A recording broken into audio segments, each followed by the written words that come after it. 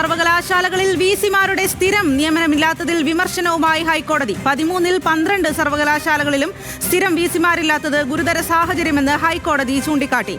പ്രശ്നം ഉടൻ പരിഹരിക്കണമെന്ന് സർക്കാരിനും ചാൻസലറിനും നിർദ്ദേശവും നൽകിയിട്ടുണ്ട്.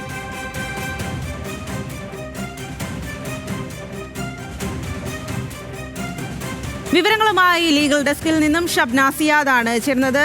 ഷബ്ന, വളരെ ഗൗരവകരമായിട്ടുള്ള ഒരു വിഷയമാണ് സംസ്ഥാനത്തെ സർവകലാശാലകളിൽ സ്ഥിരം വിസിമാർ ഇല്ല എന്നുള്ളത്. അതിലാണിപ്പോൾ ഹൈക്കോടതിയുടെ ഒരു ഇടപെടൽ ഉണ്ടായിരിക്കുന്നത്. എന്താണ് ഹൈക്കോടതി ഇക്കാര്യത്തിൽ പറയുന്നത്? അതേ സംസ്ഥാനത്തെ 13-ൽ 12 സർവകലാശാലകളിലും വിസിമാരില്ല എന്നതാണ് ഹൈക്കോടതിയുടെ കണ്ടെത്തൽ. ഇത് ഗുരുതരമായ ഒരു സാഹചര്യമാണ്.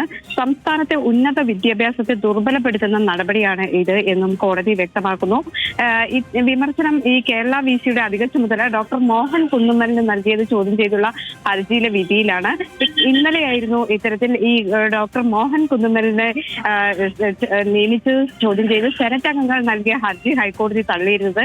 UGC നിഷ്കർഷിക്കുന്ന യോഗ്യതകൾ ഇല്ലെന്ന് ആരോപിക്കുന്ന ഹർജിയായിരുന്നു chief justice Nitin Jamdar, justice Basant Balaji എന്നിവരടങ്ങുന്ന ഡിവിഷൻ ബെഞ്ച് കഴിഞ്ഞ ദിവസം തള്ളിയത്.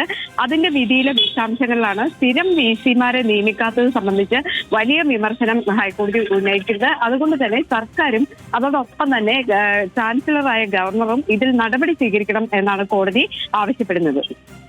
ശരി ഷബ്ന, സംസ്ഥാനത്തെ സർവകലാശാലകളിൽ വിസിമാരുടെ സ്ഥിരം നിയമനമില്ലാത്തതിലാണ് ഹൈക്കോടതി വിമർശനം ഉന്നയിക്കുന്നത്.